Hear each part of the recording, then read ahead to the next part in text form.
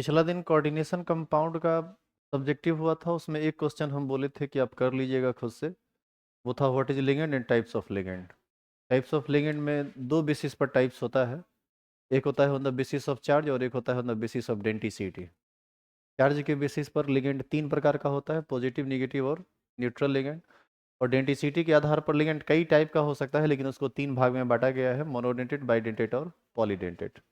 एक लिगेंड केवल एक कोऑर्डिनेट बॉन्ड बनाए तो मोनोडेंटेट, दो कोऑर्डिनेट बॉन्ड बनाए तो बाइडेंटेट, दो से अधिक बनाए उसमें तीन, चार, पाँच, छः, 10, 20 कुछ भी हो सकता है। 10, 20 तो नहीं होता है, मतलब होता है 5, 6 तक होता है।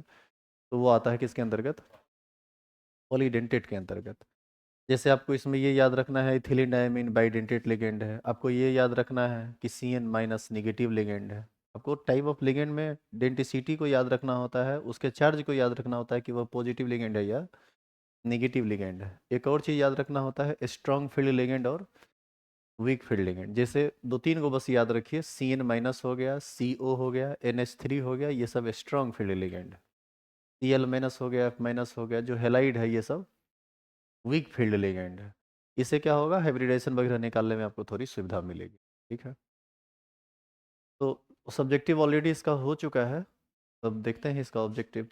सबसे पहला क्वेश्चन है, the correct structure of FeCO का होल 5। CO देखो इधर, कुछ ज़्यादा निकालने की जरूरत नहीं है यहाँ पर। अब सिंपली देखिए कि Fe के साथ कुल कितना CO जुड़ा हुआ है? 5। इसका मतलब टोटल 5 बॉन्ड बना होगा। CO एक मोनोडेंटेट लिगेंड है, टोटल 5 बॉन्ड बना होगा। 5 बॉन्ड के लिए 5 हाइब्रिड ऑर्बिटल चाहिए, और 5 और हाइब्रिड टेट्राहेड्रल में तो 4 हाइब्रिड ऑर्बिटल होगा। ऑक्टाहेड्रल में 6 होगा।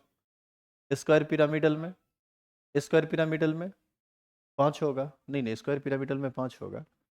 और ये है ट्राइगोनल बाई पिरामिडल। तो आप याद कीजिए कि जीरो लोन पेयर में जब 5 हाइब्रिड ऑर्बिटल बनता था तो तीन जो है एंगुलर, ये ट्रायंगल टाइप का पकड़ता था, एक उसके ऊपर और एक उसके नीचे। तो ये स्टेबल शेप है, इसका होगा ट्रायगोनल बाई पिरामिडल। तो ये कुछ इस तरह का शेप बनाएगा। यदि इसको और ढंग से समझना चाहें आप तो एफ ही रहेगा बीच में। एक कोऑर्डिनेट बॉन्ड बनेगा यहाँ से, एक कोऑर्डिनेट बॉन्ड बनेगा यहाँ से, एक कोऑर्डिनेट बॉन्ड बनेगा यहाँ से। इसको यदि हम मिला दें आपस में तो ऐसा लग रहा है कि ये ट्रायंगल का निर्माण कर रहा है। एक CO ऊपर से बॉन्ड बनाएगा, एक CO नीचे से बॉन्ड बनाएगा। तो इसी शेप को क्या कहा जाता है? इसको कहा जाता है ट्राइगोनल बाई पिरामिडल। तो इसका सही आंसर होगा ट्राइगोनल बाई पिरामिडल।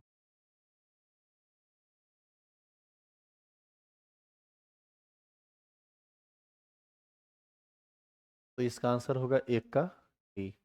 दूसरा क्वेश्चन है, विच of the following is negative ligand? NH3 neutral ligand है, CO न्यूट्रल लिगेंड है, F- होता है ना ये। इथिलीन डाइमीन, इसी को आप याद कीजिए EN कहते हैं। बाइडेंटेट लिगेंड है, न्यूट्रल लिगेंड है। इसका सही आंसर क्या होगा? E number F-। अब F पर चार्ज नहीं दिया, चार्ज दे देगा तो दिख ही जाएगा कि वो निगेटिव चार्ज लिगेंड है। तीसरा क्वेश्चन है, विच of the following is square planar shape? देखिए दो गो कंपाउंड को ना आप हर हाल में याद रखिए। एक है NiCN का होल 4 2-, मतलब भरवली आप इसको याद रखिए। और कैसे याद रख सकते हैं उसका भी ट्रिक आपको तब भी बतलाया गया था, आज फिर हम बतला रहे हैं। कोऑर्डिनेशन कंपाउंड में इस दो कंपाउंड को किसी भी हाल में स्ट्रक्चरली आपको नहीं भूलना है, क्योंकि ये दो एग्जाम्पल सबसे इंपॉर्टेंट एग्जाम्पल में से है। इसी से जनरली क्वेश्चन आता है। देखो तो लाइट वाला स्विच ऑन करो, पूरा अंधेरा लग रहा है आगे बोर्ड से।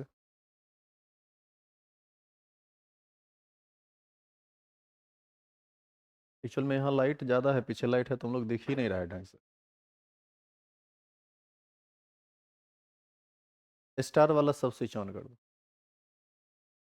अजय बेड़ी।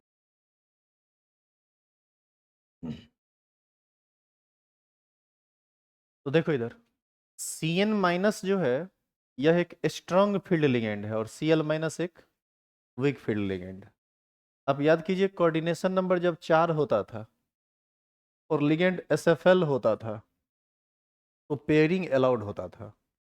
और पेयरिंग अलाउड होता था तो उसका हाइब्रिडेशन होता था DsP2, और शेप होता था square planar.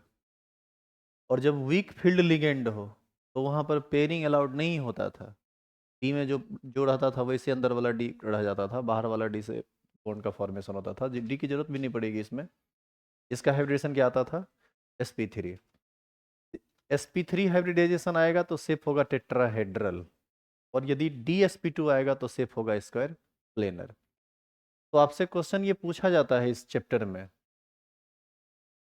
Structure of NiCN4 2- is square planar while structure of NiCl4 2- is tetrahedral, explain। इस तरह का क्वेश्चन हम आपको लिखा ही नहीं है, क्योंकि यह एक कंसेप्चुअल क्वेश्चन है। आप कंसेप्ट के बेसिस पर इसका जवाब दे सकते हैं। तो बताइए इसका क्या जवाब होगा? हम लोग कह सकते हैं कि बोथ द कंपाउंड हैव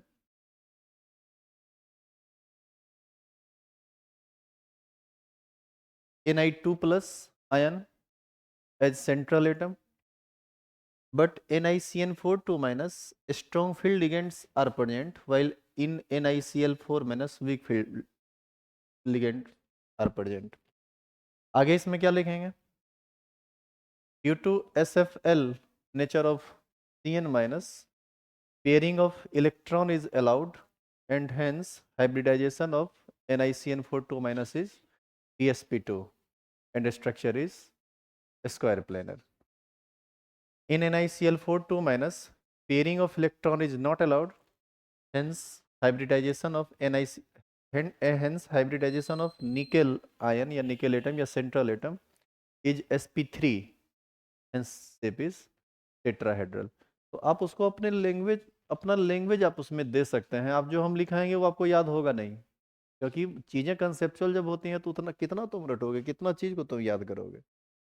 तो मोटा मोटी एक ही बात दिमाग में रखना है कि CN- और Cl-, बस खाली लिगेंड में अंतर है, लिगेंड के नेचर में अंतर है। एक है SFL तो दूसरा है WFL। यहाँ पर पेयरिंग अलाउड है, यहाँ पर पेयरिंग अलाउड नहीं है। इसके कारण इसका हाइब्रिडेशन dsp2 है, इसका हाइब्रिडेशन sp3 है। इसके कारण इसका शेप स्क्वायर प्लेनर है, और इस हाइब्रिडाइजेशन sp3 के कारण इसका शेप टेट्राहेड्रल है। तो ये आपको सब्जेक्टिव पूछे ना पूछे, ऑब्जेक्टिव में जरूर कहीं ना कहीं दागता है ये क्वेश्चन, खूब इससे पूछता है क्वेश्चन। तो आपको ये ध्यान में रखना है। अब जैसे भी आप याद रखिए, CN ए को याद रखो तो दूसरा अपने आप याद हो जाएगा। CN- स्ट्रॉन्ग फील्ड लिगेंड है, हाइब्रिडेशन होगा dsp2, शेप होगा स्क्वायर प्लेनर। बाकी जो दूसरा है वो sp3 होगा और शेप होगा टेट्राहेड्रल। तो ये चीज़ आपको याद रखना है। तो यहाँ पर जो क्वेश्चन है, question number 3, which of the following is square planar in shape? बताइए क्या होगा आंसर? स्क्वायर प्लेनर NiCN4 2- होगा। इसी में यदि पूछता टेट्राहेड्रल तो होता है NiCl4। हालांकि टेट्राहेड्रल पूछेगा तो NiCO4 भी टेट्राहेड्रल ही होता है। टेट्राहेड्रल पूछ नहीं रहा है आपसे, क्या पूछ रहा है? स्क्वायर प्लेनर, तो वो होगा NiCN4 2-। 3 का क्या होगा? C. Question number 4, which of the following compound shows optical isomer? आज आपका 2 चैप्टर का टेस्ट होगा ऑनलाइन ऑब्जेक्टिव, शाम में 7 बजे से लेकर 8 बजे तक, आधा आधा घंटा का चैप्टर होगा। Haloalkane and sorry sorry alcohol phenol and ether और aldehyde ketone and carboxylic acid. अब लगातार तेजी में टेस्ट होगा, वो ऑनलाइन थोड़ा वो स्लो हुआ है। विच of the following compound shows optical isomerism? एक बात आप हमेशा ध्यान रखिएगा इस चैप्टर के लिए, ऑप्टिकल आइसोमेरिज्म सिर्फ वो कम्प्लेक्स कंपाउंड शो करता है जिसका कोऑर्डिनेशन नंबर 6 हो। वो बात सुनिएगा, जिसका कोऑर्डिनेशन नंबर 6 हो और जिसमें बाइडेंटेट लिगेंड हो। कोऑर्डिनेशन नंबर 6 और बाइडेंटेट लिगेंड दोनों हो। बताइए इसमें कौन ऐसा है? CrC2O4 3 2-। C2O4 इसी को हम लोग ऑक्सलेट कहते हैं। इसको इंडिकेट OX से भी किया जाता है, और यह एक बाइडेंटेट लिगेंड है। एक C2O4 2 बॉन्ड बनाएगा तो 3 C2O4 6 बॉन्ड बनाएगा। कोऑर्डिनेशन नंबर 6 है, बाइडेंटेट लिगेंड है, इसमें होगा ऑप्टिकल आइसोमेरिज्म। तो यही इसका सही आंसर है, सी नंबर। ऑप्टिकल आइसोमेरिज्म की बात जब भी आएगी तो कोऑर्डिनेशन नंबर होगा 6 और बाइडेंटेट लिगेंड होगा। बाइडेंटेट लिगेंड होगा तभी, जैसे इसमें EN भी हो सकता था, वो भी आंसर में आएगा EN। आप याद कीजिए उसमें ने D&L4 बताया गया था आपको। क्वेश्चन नंबर 5, हाँ तो इसका आंसर 3 का क्या लिखे? 3 का हो जाएगा सी, 4 का भी होगा C, question number 5, which of the, छूट गया है यहाँ पर, विच ऑफ द फॉलोइंग है मैक्सिमम मैग्नेटिक मोमेंट। देखो एक बार फिर से, यदि क्वेश्चन मैग्नेटिक मोमेंट से संबंधित है तो वहां पर अनपेयर्ड इलेक्ट्रॉन का कंसेप्ट आएगा। अनपेयर्ड इलेक्ट्रॉन से ही मैग्नेटिक मोमेंट का पता चलता है। अब ये हमको पता कैसे चलेगा कि किसका ज़्यादा है किसका कम। यहाँ पर लिगेंड है H2O neutral, H2O neutral, H2O neutral, CN पर एक माइनस होता है। इस चारों लिगेंड में किसी में भी अनपेयर्ड इलेक्ट्रॉन नहीं होता है। तो अनपेयर्ड इलेक्ट्रॉन आपको कहाँ मिलेगा? सेंट्रल एटम में। लिगेंड में यदि नहीं है तो किस में मिलेगा? सेंट्रल एटम में। अब सेंट्रल एटम में ये देखो H2O न्यूट्रल लिगेंड है, इस पर टोटल 3 पॉजिटिव चार्ज है। इसका मतलब टोटल का टोटल 3 पॉजिटिव चार्ज क्रोमियम पर होगा। यही ना इसका मतलब है। Oxidation number of chromium in this ion is +3। अब आप क्या कीजिए, क्रोमियम का कन्फिग्रेशन लिखिए। क्रोमियम का कन्फिग्रेशन होता है 4s1 3d5, लेकिन 3 पॉजिटिव चार्ज है तो एक इलेक्ट्रॉन निकलेगा किससे? S से, और 2 इलेक्ट्रॉन निकलेगा किससे? D से। तो बताइए कितना बचेगा? D3 बचा। इसका मतलब इसके पास टोटल कितना अनपेयर्ड इलेक्ट्रॉन है? 3। अब आ जाइए यहाँ पर Fe2+, ये न्यूट्रल है, दोनों का दोनों पॉजिटिव चार्ज किस पर होगा? आयरन पर। आयरन का एटॉमिक नंबर 26 होता है, लास्ट कन्फिग्रेशन होता है 4s2 3d6। लेकिन जब आप 2 पॉजिटिव चार्ज दे दिए, इसका ये मतलब हुआ कि 2 इलेक्ट्रॉन निकल गया 4s से, तो फाइनली इसका कन्फिग्रेशन क्या बचा? 4s0 3d6। 3d6 है तो एक एक करके बढ़ेगा 5 है, एक पीछे से पेड करेगा, बचेगा कितना?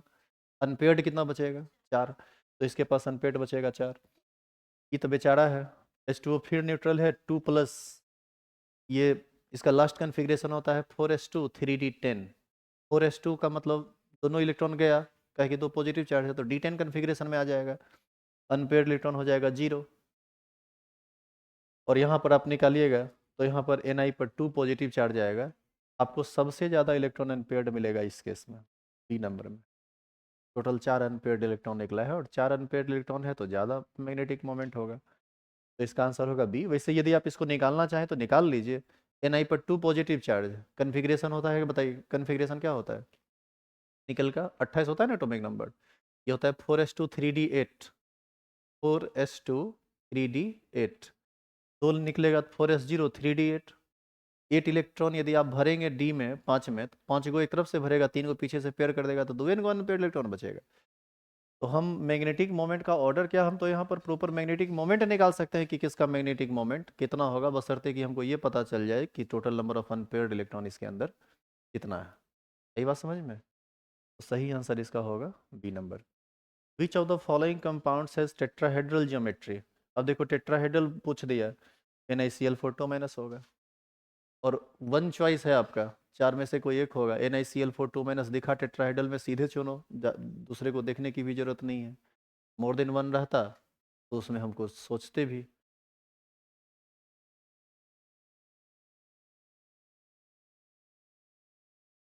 बाद बाकी सब स्क्वायर प्लेनर में आता है। The oxidation state of nickel in NiCO4 is, CO एक न्यूट्रल लिगेंड, इसको X मानिएगा बराबर 0, इस पर कोई ओवरऑल चार्ज नहीं है, इसका मतलब है निकेल इसमें 0 ऑक्सीडेशन स्टेट में है, तो इसका ऑक्सीडेशन नंबर हो जाएगा 0, यानी 7 का हो जाएगा second option. The geometry of NiCO4 is, ये होता है tetrahedral.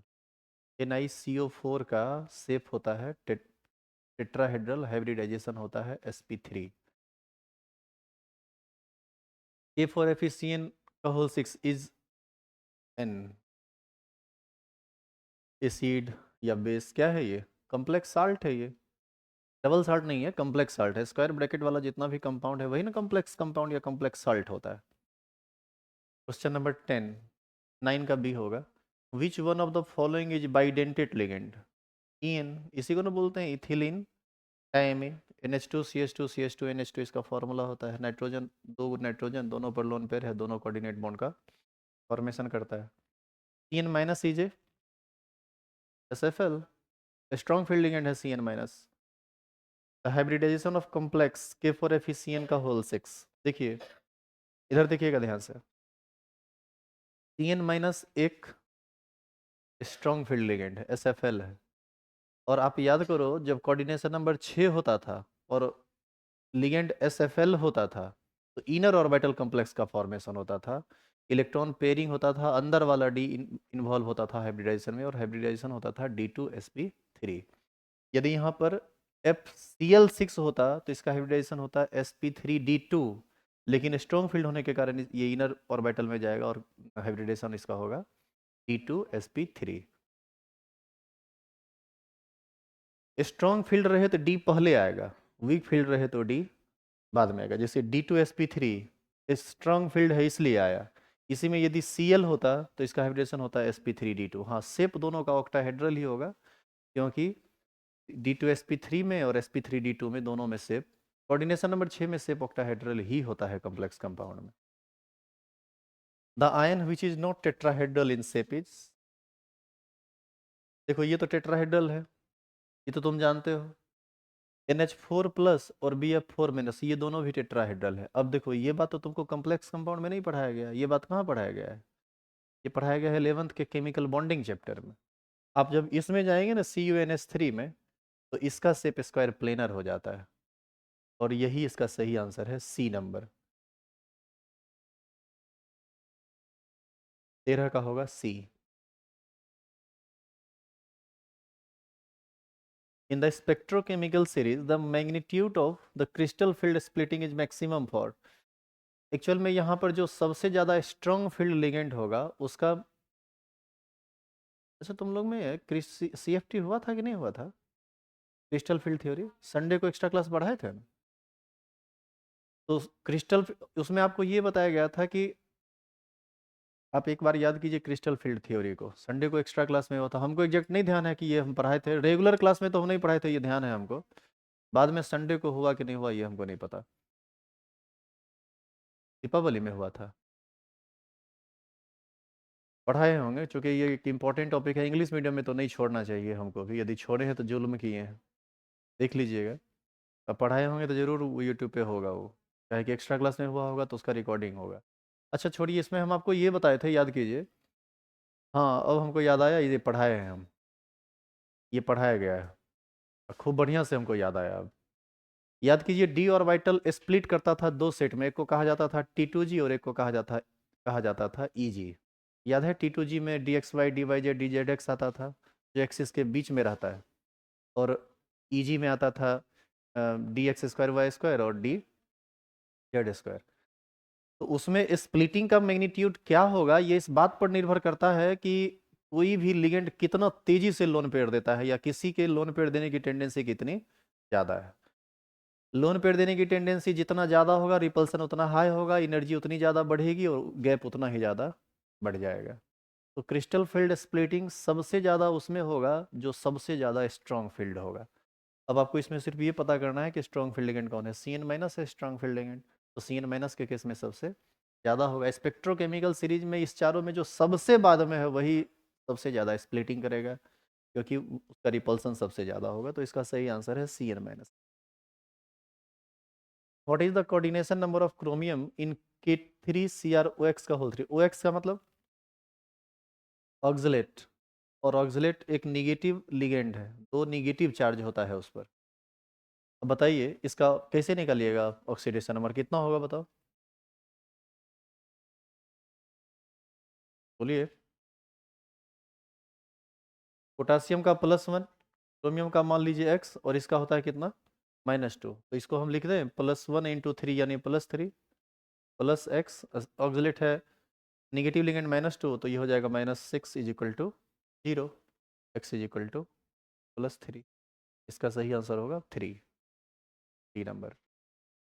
The effective atomic number of cobalt in the complex CON का होल टू Cl2+ इज, इसका आंसर चेक मार दिया आप? अब इफेक्टिव एटॉमिक नंबर से यदि संबंधित, इससे संबंधित यदि क्वेश्चन है तो आप तो इसको बनाना सीखे हैं, आप याद कीजिए। इफेक्टिव एटॉमिक नंबर बराबर क्या, सॉरी, इफेक्टिव एटॉमिक नंबर बराबर क्या फॉर्मूला होता था? Atomic number of central atom, central atom is cobalt and atomic number of cobalt is 27 minus oxidation number, oxidation number निकाल लीजिए, इसका x, इसका 0, इसका -1 बराबर +1, यही हो जाएगा x -2 = +1, x = +3। समझ में आया कि कैसे कैलकुलेशन किए? ये न्यूट्रल है, ये -1 है, लेकिन ये दो गो है ना, तो x -1 × 2 -2 बराबर +1, क्योंकि ओवरऑल चार्ज कितना है +1, तो +3, तो यहाँ हो जाएगा -3 +2 × कोऑर्डिनेशन नंबर, कोऑर्डिनेशन नंबर बताइए कितना है? एक Cl एक बॉन्ड बनाता है तो 2 Cl, 2 बॉन्ड बनाएगा। इथिलीन डायमीन एक बाइडेंटेट लिगेंड है, एक इथिलीन डायमीन 2 बॉन्ड बनाएगा तो 2 4 बनाएगा, यानी 4 यहाँ से 2 यहाँ से, यानी टोटल कितना होगा 6, 6 दूना 12, 24 में 3 घटाइए, 27 में 3 घटाइए बचेगा 24 प्लस 12 कितना हो जाएगा 36। सिडविक ने यही ना कहा था कि किसी भी कॉम्प्लेक्स कंपाउंड का फॉर्मेशन सिर्फ और सिर्फ तभी होगा जब उसका इफेक्टिव एटॉमिक नंबर किसी नोबल गैस के एटॉमिक नंबर के बराबर हो। लेकिन बाद में ये कथन गलत साबित हुआ। बहुत सारे कंपाउंड्स ऐसे हैं जिसमें सेंट्रल एटम का इफेक्टिव एटॉमिक नंबर किसी नोबेल गैस के बराबर नहीं होता है, लेकिन फिर भी उसका नेचर में एग्जिस्टेंस है। तो इसका सही आंसर होगा कितना 36। क्या इसमें किसी को कोई दिक्कत है? The compound having tetrahedral geometry NiCl4 2- होगा। इसमें एक ऑप्शन में NiCl4 2- और PdCl4 2- दिया हुआ है, लेकिन इसका शेप होता है स्क्वायर प्लेनर। और आप याद कीजिए ये इसके बारे में चर्चा हुआ था IUPAC नेम ऑफ H2PtCl4। कल पिछला दिन जो आप नाम लिखे हैं उसका पहला नाम ही यही आप लिखे हैं। इसका नाम होगा हाइड्रोजन हेक्साक्लोरो प्लेटिनेट 4। देखिए कहाँ है हाइड्रोजन हेक्सा, यही होगा क्या, एक ए नंबर होगा हाइड्रोजन हेक्साक्लोरो प्लेटिनेट 4, वही होगा। तो 18 का होगा ए नंबर। क्या कोई दिक्कत है इसमें? और है क्वेश्चन इसमें?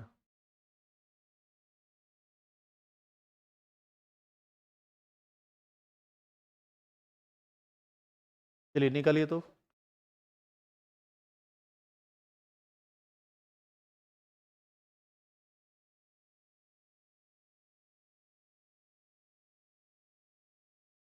चलिए कॉपी निकालिए, तो शुरू कीजिए ये आइसोलेशन ऑफ एलिमेंट्स।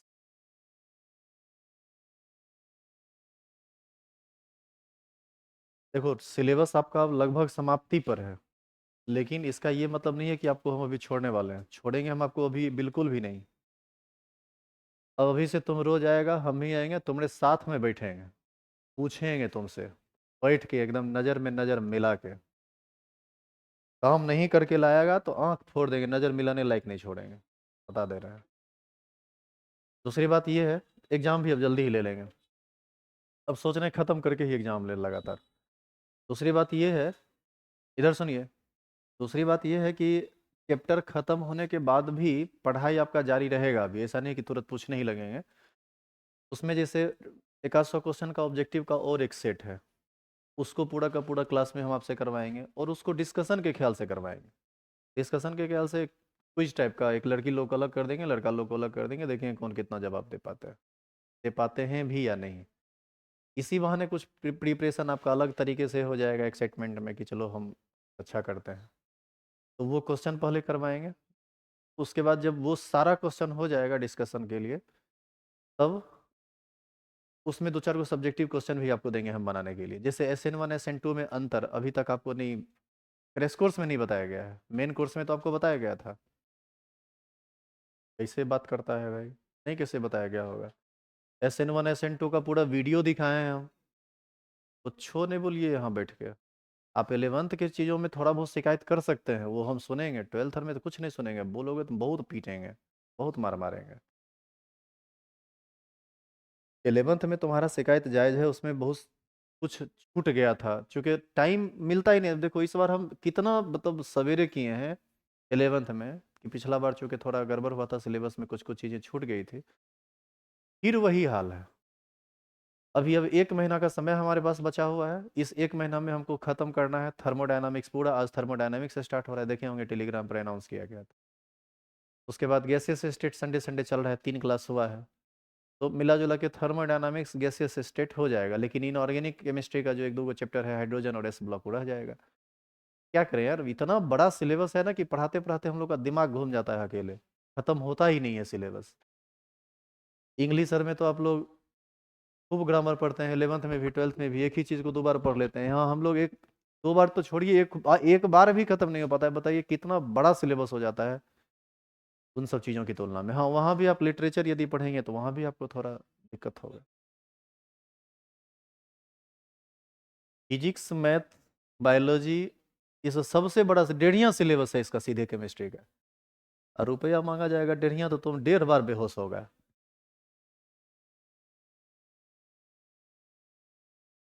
अब मात्र 2 चैप्टर बचा हुआ है, एक है यूनिट 6 और एक है यूनिट 7। यूनिट 6 पहले हम लोग करेंगे, लिखिए, आइसोलेशन ऑफ एलिमेंट्स।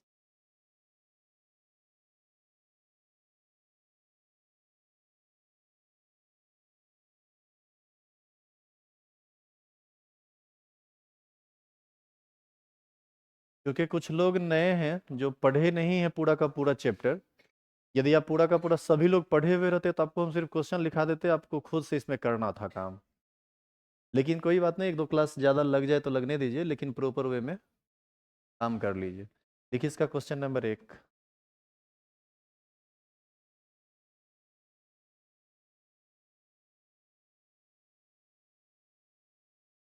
लिखेंगे, right chemical formula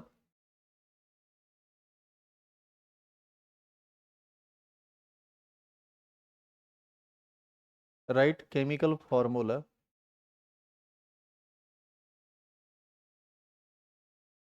of the following codes। Right chemical formula of the following odds. अब सुनिए, इसमें 2 बात इंपॉर्टेंट। एक तो आपको पता होना चाहिए केमिकल फॉर्मूला, जैसे आपको पूछेगा कि मेलाकाइट का केमिकल फॉर्मूला क्या होता है, तो पूरा फॉर्मूला पता होना चाहिए। दूसरा ये पता होना चाहिए कि मेलाकाइट किसका ओर है।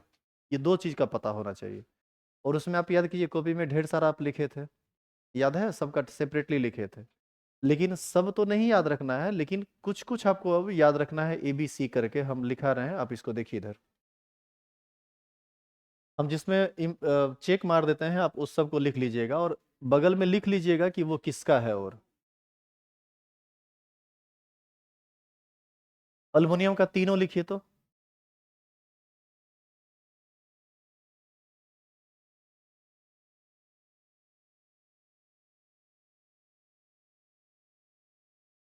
जैसे आप जो कॉपी में भी लिखेंगे ना, सुनिए इधर, कॉपी में लिखेंगे ना तो ABC करके तो आप लिखिएगा बॉक्साइट। बॉक्साइट का फॉर्मूला होता है Al2O3 इंटू 2H2O। तो ब्रैकेट में यहाँ लिख दीजिएगा कि ये किसका है, ये एल्युमिनियम का। कोरेंडम एल्युमिनियम का, क्रायोलाइट एल्युमिनियम का। ब्रैकेट में सबका लिख दीजिएगा, क्योंकि सब नहीं लिखना है। एग्जाम में जो बार बार रिपीट करता है, हम सिर्फ उसी को कह रहे हैं लिखने के लिए, क्योंकि उतना ज़्यादा प्रेशर आप ऐसे भी झेल नहीं सकते हैं।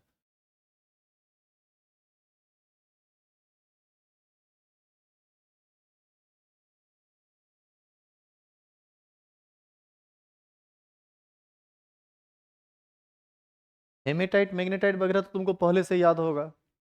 हेमेटाइट मैग्नेटाइट इसका ये आयरन का ओर है, तो आप जानते हैं ना। तो कॉपी में आप उसको मत डालिए, क्योंकि ये सब आपको ध्यान में होगा। बॉक्साइट का भी आपको पहले से याद होगा, बॉक्साइट एल्युमिनियम का होता है। बस कोरेंडम और क्रायोलाइट इससे संबंधित, क्योंकि नया वर्ड है, आप 9th-10th में नहीं इसको सुने होंगे, तो उसमें थोड़ी परेशानी रहती है।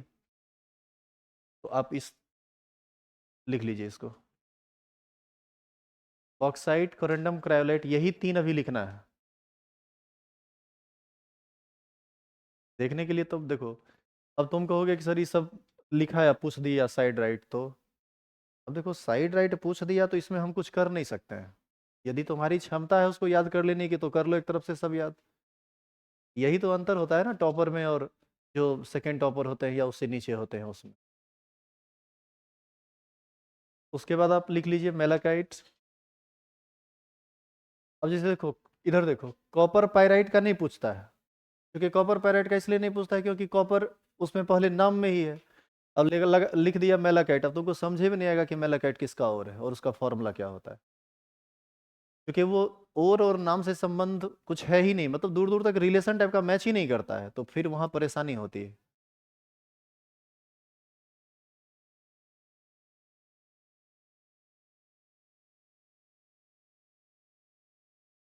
जो कहें सिर्फ उसी को लिखना, copper pyrite, sorry sorry, malachite malachite. उसके बाद आप इसको लिखिए तो केलामाइन।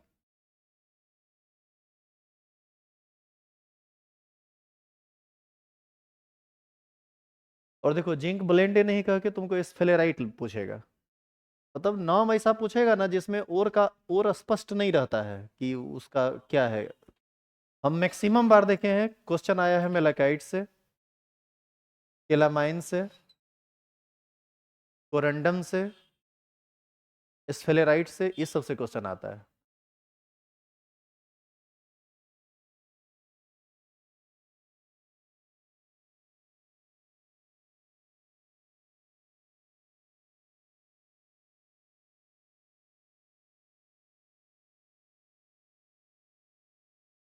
एटॉमिक स्ट्रक्चर का पार्ट तुम लोग का छूट गया था 11th में, याद करो 12th में, ये 11th में इस बार जब पढ़ाना शुरू किया तो सबको अंग ही लगता है। हो सर ये गलती हो गया, वो सही हो गया, वो वही आगे बढ़ने दीजिए। जब सही चीज़ पढ़ना है तो आपको यही चीज़ मॉडर्न फिजिक्स में पढ़ना है 12th में। Modern physics completely atomic structure है, यदि आप पढ़े होंगे फिजिक्स में तो आपको समझ में आया होगा। तो हम लोग का उतना फोकस फिर नहीं होता है, क्योंकि एक ही चीज़ को 2 बार ऐसे भी पढ़ना है आपको, हम पढ़ा दें या फिजिक्स वाले सर पढ़ा दें। तो जो जो वो नहीं पढ़ाएंगे उस पहला टारगेट रहता है कि खत्म करें। तो अंत में देखिए कि नहीं समझ में आ रहा है तो 2-4 को जो बढ़िया बच्चा है उसको पकड़ के 2 घंटा संडे को बैठा के उसको पढ़ा रहा है, क्योंकि सबको समझना है नहीं, पढ़ना है नहीं, बिना मतलब का खाली दिन काटेगा।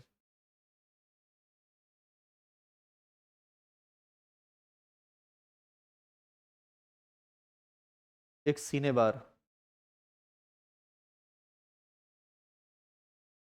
हाँ एक डोलोमाइट भी, डोलोमाइट और सिनेबार ये दोनों, डोलोमाइट और सिनेबार, बस ये 4-5 याद रखिएगा।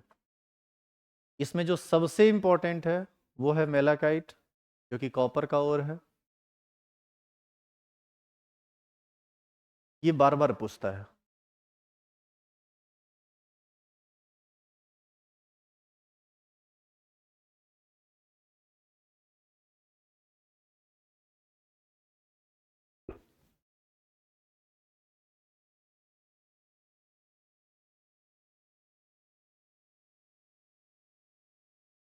अब देखो 4 को एक्सट्रैक्शन आपको बताएगा, उस 4 एक्सट्रैक्शन में किसके बारे में क्वेश्चन करेगा, उस 4 में किससे पूछेगा, इसका कोई आइडिया नहीं रहता है। अब 4 को में मान लो टॉस है, हेड टेल कर दिया, टीचर के दिमाग में जो आया वो लिख दिया, लिख देगा कि write 2 important ores of aluminium and process of isolation of aluminium, मतलब आप एक्सट्रैक्शन का प्रोसेस आपसे पूछ दिया, ये 5 नंबर का होता है, उसमें तो कुछ ज़्यादा हम कर ही नहीं सकते। वैसे भी आप उस पार्ट में आ गए हैं जहां पर अब आपको समझना कम और याद करना ज़्यादा है।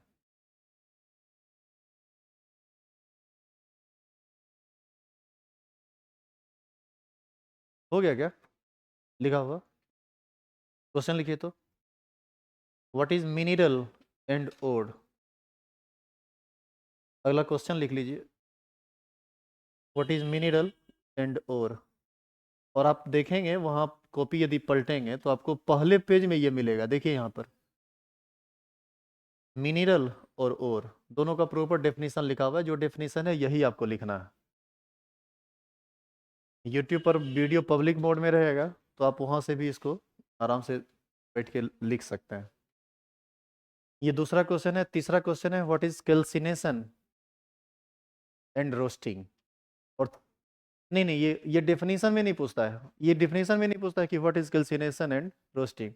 आपसे पूछता है what are the differences between calcination and roasting. आप याद कीजिए, एक ऑक्सीजन के प्रेजेंस में होता है, एक ऑक्सीजन के अब्सेंस में होता है। एक और अंतर था, कार्बोनेट और का जो है ये कैल्सिनेशन होता है और सल्फाइड और का रोस्टिंग होता है। नहीं, मेटल के ऑक्साइड में बदलने के लिए सब किया जाता है। यही 2 अंतर है, यही सब दो लिखना है। तो इस दूसरा क्वेश्चन को पूरा करके तीसरा क्वेश्चन पढ़ाइए और इसको आप पूरा करके लाएंगे। क्वेश्चन लिखिए, what are the differences between. अभी आप नहीं उतार पा रहे, टेंशन मत लीजिए, इसका वीडियो पब्लिक होगा तो वहां से आप देख लीजिएगा, सारा वीडियो पब्लिक होगा जितना भी आगे पढ़ाई होगी। ये ठंडा बहुत है और कॉपरेट आपको नहीं करेंगे तो ऐसे भी आप परेशान रहते हैं। पूरा केमिस्ट्री तुम्हारे दिमाग में एकदम ओलवला गया है, नहीं रे लबालब कर रहा है, कहाँ से छलक जाएगा पता ही नहीं चलता। यहाँ से हेमरा चौक तक छलकत जाता है। लिखेंगे what are the differences between calcination and roasting. What are the differences between calcination and roasting. अच्छा, आपको इसका ऑब्जेक्टिव मिला है? इसका ऑब्जेक्टिव नहीं मिला है? इसका ऑब्जेक्टिव टेलीग्राम पर है, एक बार आप उसको ट्राई कीजिएगा, कल इसका ऑब्जेक्टिव सब्जेक्टिव सब खत्म हो जाएगा, इसमें ज़्यादा क्वेश्चन है नहीं। आइए कल।